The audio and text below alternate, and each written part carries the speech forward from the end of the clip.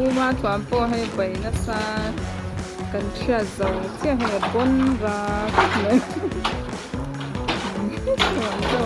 ya pui lo cho ka pu zak kia atop karnan no pang Sunday school hall cha na ka chu kan nei da ta pu kan upa tu ha te na tang te kan chang ro na kan zau der me tlai dar thum de na rechep to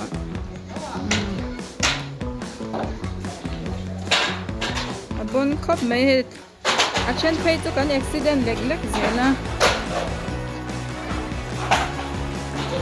hi tila ma perek lo khoi te opasu na te hoten ama ha puding apo ave ingun khop mai upalu te in tu po an sanas a silaw chep wai me ho lam po ha ya no plaster ne zena kan bahan pok na sa en lo pa te po di ma se ti kan chang rol vek mai ni